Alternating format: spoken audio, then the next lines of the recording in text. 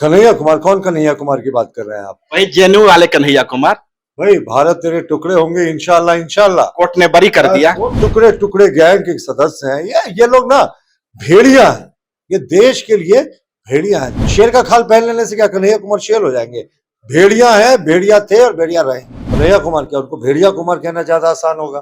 भेड़िया कुमार की चुप्पी और बाकी नीट पर प्रवचन, ये दो तरह की राजनीति तो ना चलती। हेमंत सोरेन का नाम लेते हैं तो आप लोग के चेहरे पर एक मुस्कान दिखने लगती है। आपको क्या विश्वास है कि हेमंत सोरेन आपके पाले में आने वाले हैं? कांग्रेस बेहद आक्रामक है। पूरे देश में छात्रों की गुंज नाम का कार्यक्रम किया जा रहा है। इसी दरमियान या इसी क्रम में कन्हैया कुमार झारखंड पहुंचते हैं। अब बापू वाटिका से एक बड़ी घोषणा करते हैं और निशाने पर होती है भाजपा। दरअसल कांग्रेस इस बात का कोहराम मचा रही है कि नीट का जो पेपर लीक हुआ उसके कारण हजारों हजार छात्रों का भविष्य अंधकार में हो गया। हमारे साथ है भाजपा के मुख्य प्रवक्ता प्रतुल सहदेव जी। कन्हैया कुमार? कौन कन्हैया कुमार की बात कर रहे हैं आप? वही जेएनयू वाले कन्हैया कुमार। भाई भारत तेरे टुकड़े होंगे इंशाल्लाह इंशाल्लाह। कोर्ट ने बरी कर दिया। कोर्ट ने बरी क्या किया? पर वो तो सारा कुछ दिखने को मिला था ना। भारत तेरे टुकड़े होंगे इंशाल्लाह इंशाल्लाह करने वाले कन्हैया कुमार टुकड़े टुकड़े गैंग के सदस्य हैं। ये लोग ना भेड़िया हैं। ये देश के लिए भेड़िया हैं। देश में रहेंगे, देश का खाएंगे और देश के जो विरोधी हैं उनके साथ मिलकर ये देश राष्ट्र भक्तों की खून चूसने की कोशिश करने वाले भेड़िया है। ये शेर का खाल पहन लेने से क्या कन्हैया कुमार शेर हो जाएंगे? भेड़िया है, भेड़िया थे और भेड़िया रहे। पर नीट का जो सवाल उठा रहे हैं, नीट पेपर लीक तो हुआ ना, ये तो जेन्युइन सवाल है उनका। नीट पेपर लीक हुआ पर हमारी सरकार ने तुरंत एग्जामिनेशन को एनटीए के जरिए उसको कैंसिल कराया, री एग्जामिनेशन हुआ। और इनके जो टुकड़े टुकड़े गैंग के सबसे बड़े नेता है राहुल गांधी जी, उन्होंने कहा था साहब इस बार भी नीट की परीक्षा का पेपर लीक होगा। और जैसा माहौल बना दिया था, कहीं कोई लीकेज नहीं हुआ, फर्जी बातें आई सामने और अगले वर्ष से तो ऑनलाइन एग्जामिनेशन होगा। लीकेज की कोई भी संभावना से अब बिल्कुल हम बरी हो गए। लेकिन ये बेशरम है कन्हैया कुमार। ये झारखंड आए थे तो जेपीएससी जो पीटी हुई थी 14वीं सिविल सर्विस मेन एग्जामिनेशन की, उस पर चुप्पी क्यों साध लिया? जिस तरीके की जो ओएमआर शीट्स घूम रही हैं, 48 नंबर अटेम्प्ट किए हैं, 100 में सिर्फ 46 उन्होंने सही किया। दूसरे पेपर में 97% मार्क्स चाहिए थे सिर्फ क्वालिफाई करने के लिए, जो हाईएस्ट 82 गया था। तो कहां से ये क्वालिफाई कर गए? और जेपीएससी कैसा ऐसा एग्जामिनेशन को डिक्लेयर करेगी जहां चेयरमैन को लेकर 3 सदस्य हैं, तीनों सदस्यों ने रिफ्यूज कर दिया अनियमितता को देखते हुए, लेकिन ये रिजल्ट डिक्लेयर हो गया। आधी रात को चोरों की तरह जेपीएससी एग्जामिनेशन के रिजल्ट को डिक्लेयर करती है, और वो भी मेंबर्स के ऑब्जेक्शन के बाद। तो ये क्या चल रहा है जेपीएससी पीटी एग्जामिनेशन में? हमें लगता है हमने पूरे एग्जामिनेशन को रद्द करने की मांग की, क्योंकि ऐसे भी गैर कानूनी गैर संवैधानिक है जब मेजोरिटी ऑफ मेंबर्स इससे सहमत नहीं है।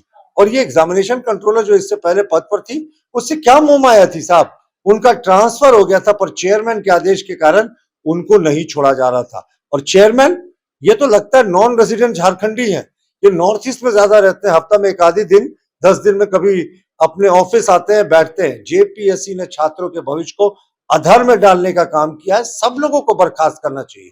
और जिन लोगों के कारण ये जो गलत रिजल्ट्स निकले, अब बताएं आप 830 से छात्र लगातार छूट गए, क्या कोई सेंटर कैंसिल हुआ था? बिना सेंटर कैंसिल हुए 800 से ज्यादा छात्र नहीं छूट सकते। उसमें बड़ी संख्या में बाहरी छात्रों की भी बात आ रही है। हाँ बिल्कुल, 400 से ज्यादा हरियाणा और उत्तर प्रदेश के छात्र क्वालिफाई कर गए। क्या झारखंड का गठन इसीलिए हुआ था? मुख्यमंत्री जी कहते हैं आदिवासी मूलवासियों की सरकार है, सत्ता से लेकर नौकरी में यहाँ के आदिवासी मूलवासियों का हक होगा। कौन सा आदिवासी मूलवासी? क्या हरियाणा के लोगों को भी इन्होंने मूलवासी कहना स्वीकार कर लिया है? और कैसे ये लोग क्वालिफाई कर गए, ये सबसे बड़ा प्रश्न है। और हमारा मानना है कि जेपीएससी पीटी पर कन्हैया कुमार की चुप्पी, कन्हैया कुमार क्या, उनको भेड़िया कुमार कहना ज्यादा आसान होगा? भेड़िया कुमार की चुप्पी और बाकी नीट पर प्रवचन, या दो तरह की राजनीति तो ना चलती है। एक सवाल जो अब कुछ देर पहले आपने पीसी किया था, और उसमें एक बेसिक सवाल या एक बड़ा सवाल आपने खड़ा कर दिया है, जो राज्य में निवेश का जो माहौल बन रहा है उस पर। सीएम हेमंत दिल्ली में 2 दिनों की बैठक करते हैं, 99 करोड़ रुपए की बात होती है, 1000 करोड़ की बात होती है। निवेशक जिंदल से लेकर तमाम कंपनियों से एमओयू साइन होता है, और आप कहते हैं कि देवोस का कट ऑफ है।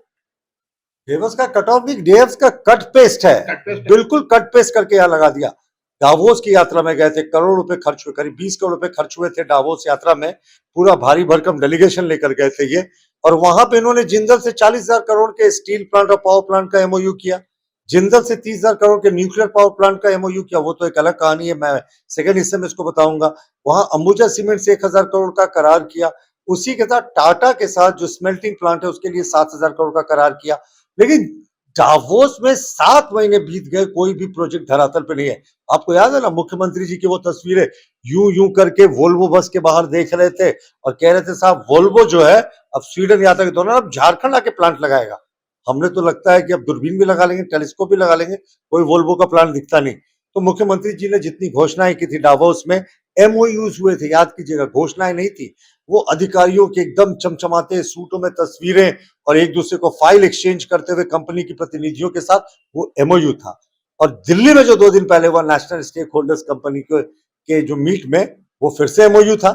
तो जो पहले एमओयू कर चुके हैं 80% फिर से दोहरा दिया, और फिर से कह दिया 99,000 करोड़। और हद तो अभी बाकी है, रुक जाइए। अब इन्होंने न्यूक्लियर पावर प्लांट की घोषणा कर दी और 30,000 करोड़ का निवेश उसमें जोड़ दिया। यानी इनका निवेश हो रहा था 69,000 करोड़ इनके हिसाब से, जो पहले का कट पेज था, पर 30,000 करोड़ का कह दिया, या न्यूक्लियर पावर प्लांट लगेगा। पूरे देश में एक भी न्यूक्लियर पावर प्लांट अभी तक निजी सेक्टर में नहीं लगा। ये बहुत सामरिक विषय है, ये केंद्र सरकार का विशेष अधिकार है, परमाणु मंत्रालय के अंदर, प्रधानमंत्री कार्यालय के अंदर आता है, और एटॉमिक रेगुलेटरी जो कमीशन है वो परमिशन देती है। पर्यावरण की स्वीकृति होती है, जल संसाधन मंत्रालय इसकी स्वीकृति देती है, क्योंकि बहुत बड़े मात्रा में पानी लगती है। और राज्य सरकार का तो इसमें कोई अधिकार ही नहीं। ये जो इन्होंने 30,000 करोड़ का निवेश का जो एग्रीमेंट साइन किया, वो महज कोरा कागज है साहब। कोरा कागज इसलिए कहेंगे कि उसमें लिखी हुई सारी बातें बेबुनियाद हैं। जिसका इनको हक नहीं था वो एमओयू कर दिया, और जो एमओयू पहले किया था दोबारा साइन कर दिया। भाजपा इन दिनों काफी आक्रामक हो गई है। कल अजय साहब प्रेस पीसी करते हैं और वे कहते हैं कि स्किल डेवलपमेंट के नाम पर झारखंड में घपला हो गया। वो कंपनियां जिनको ब्लैक लिस्टेड किया गया था, बाद में उसे फिर वापस लिया जाता है, उसे पैसे का भुगतान होता है और फिर से ब्लैक लिस्ट कर दिया जाता है। भाजपा नहीं लगता आपको इन दिनों विशेष रणनीति के तहत सरकार को टारगेट कर रही है? भारतीय जनता पार्टी शुरू से आक्रामक रही है इस सरकार के सारे मुद्दों पे। आप शायद मिस आउट कर रहे हैं। बाबूलाल मरांडी जी जब अध्यक्ष थे, उसी समय से ये परंपरा शुरू हो गई थी, जब हम प्रतिपक्ष में थे। बालू चोरी, ईटा चोरी, लोहा चोरी, कोयला चोरी के खिलाफ हम मुखर हुए थे, और इनके सर्वे सर्वा रहने वाले कई लोग जेल की हवा खा गए थे। और शराब घोटाले को भी हम लोगों ने उजागर किया, उसमें भी कई लोगों की गिरफ्तारियां हुई। तो भाजपा करप्शन के खिलाफ तो हमेशा से मुखर रही है।